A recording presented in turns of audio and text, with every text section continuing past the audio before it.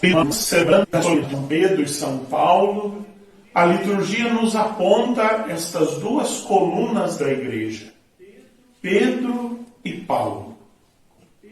Pedro, o líder dos apóstolos, chamado pessoalmente por Cristo à beira do mar da Galileia, e Paulo, o apóstolo extemporâneo, fora do tempo, chamado pelo Senhor ressuscitado no caminho de Damasco e constituído apóstolo das gentes.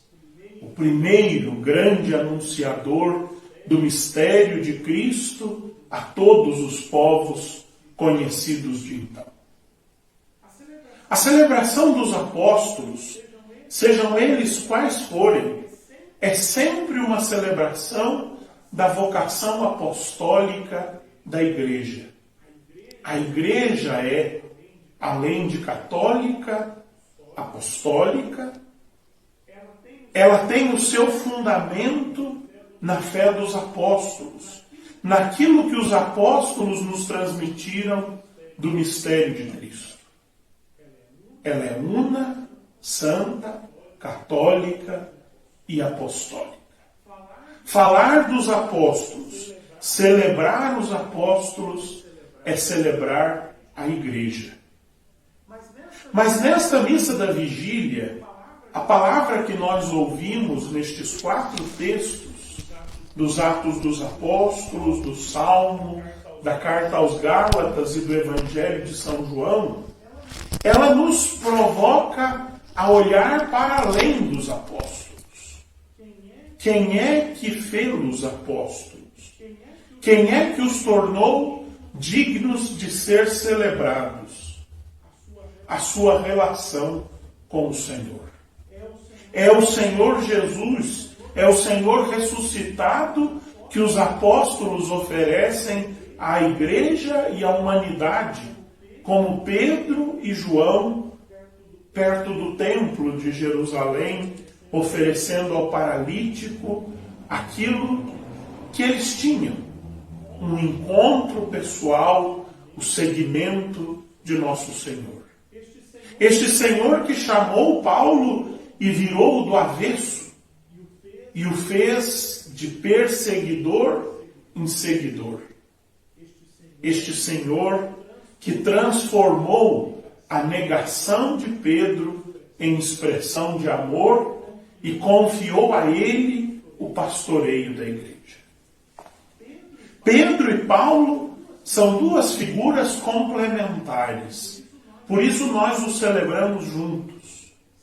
São figuras que contemplam a igreja adintra e a igreja adextra. A igreja no seu interior e a igreja em saída, como diz o Papa Francisco hoje. Pedro é a figura da coesão interna, tão necessária nos dias de hoje, e que se realiza no sucessor de Pedro. Como é importante para a igreja, em todos os tempos da sua história, mas sobretudo hoje, porque é hoje que nós vivemos, estar em comunhão com Pedro, na pessoa do Papa Francisco. A coesão interna da igreja é elemento que dá credibilidade à sua ação externa.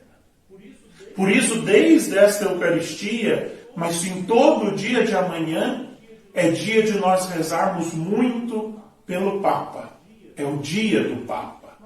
Mas não só rezarmos por ele, renovarmos a nossa comunhão de fé, a fé que ele expressa e que ele representa na igreja. Não é um cargo, não é uma pessoa, mas é um ministério, um serviço, o serviço da unidade. Não existe unidade interna da igreja sem a figura de Pedro. O capítulo 21 do Evangelho de João, de onde nós ouvimos o Evangelho de hoje, foi escrito precisamente para isso, para restaurar a comunhão no interno da grande igreja que nascia. E a comunidade joanina entendeu muito cedo, ainda no final do século I, que era impossível a comunhão eclesial sem o primado de Pedro. Sem que nós reconhecêssemos em Pedro este sacramento de unidade da igreja. E sem que nós prestássemos a ele a nossa adesão e a nossa obediência filial. Por isso a coesão interna da igreja está ligada a Pedro. E é hoje, nesta solenidade, ocasião de nós renovarmos o nosso amor ao Papa Francisco. Você pode não gostar dele, você pode discordar do que ele fala, você pode, sei lá, mas o que você não pode é romper a comunhão com ele. Ele é o Papa, como Dom Pedro é o bispo, como eu sou o vosso pároco. Isso nós podemos discordar das ideias, mas não podemos perder a comunhão.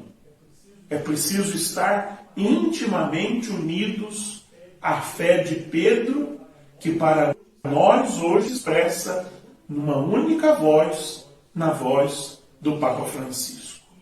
E esse é o X da coesão interna. Não está em comunhão no seio da igreja quem não está em comunhão com o sucessor de Pedro, o Papa Francisco. Paulo, por outro lado, é a igreja à destra, é a igreja em saída, é a igreja no seu ardor missionário. Esta igreja que hoje o Papa Francisco, a voz de Pedro, como diz a marcha da igreja, na tua voz escutamos a voz de Pedro.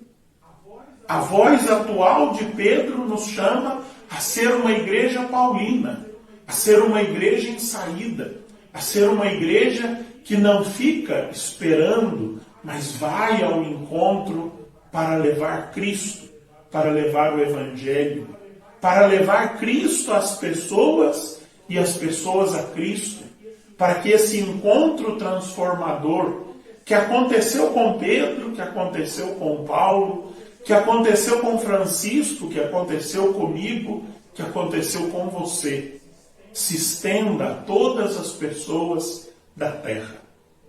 É preciso anunciar o Evangelho. É preciso sair do nosso comodismo e ir às periferias existenciais, aquelas pessoas que já se tornaram indiferentes à fé, que já vivem sem fé e nem sequer sentem falta. É preciso provocar estas pessoas, desinstalá-las e anunciar-lhes a boa nova do Evangelho, que é o nosso único caminho de felicidade plena. Ser uma igreja paulina, missionária, ardorosa, em saída. Mas isso só será crível, só será digno de fé pelo mundo e por estas pessoas que já se tornaram indiferentes, se nós formos uma igreja petrina, uma igreja que no seu interior está coesa a partir da voz de Pedro ao redor do mistério de Cristo. É Cristo que Pedro e Paulo nos apresentam. É o necessário amor a Cristo que eles nos apresentam.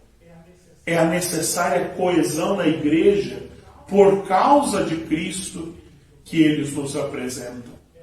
É o anúncio missionário de quem foi alcançado primeiro pela graça que eles nos apresentam. Nesta solenidade de São Pedro e São Paulo, irmãos e irmãs, renovemos a nossa adesão ao Papa, rezemos por ele, mas também renovemos o nosso ardor missionário e aprendamos com Paulo a anunciar o mistério de Cristo oportuna e inoportunamente. Quem sabe hoje, amanhã, falando de Cristo, do seu Evangelho, a quem nós já falamos tantas vezes, mas nunca nos ouviu. Às vezes dentro das nossas próprias casas. É hora de ser missionários. Missionários enviados por uma comunidade coesa, por uma comunidade igreja reunida ao redor de Pedro.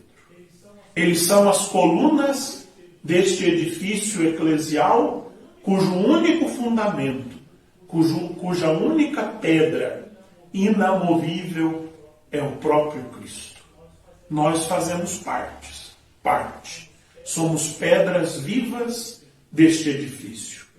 Precisamos nos enraizar no fundamento e aprender com estas colunas como viver a nossa fé nos dias de hoje. Que pela intercessão de São Pedro e São Paulo, o Senhor nos ajude e nos torne mais fiéis e mais ardorosos. Amém.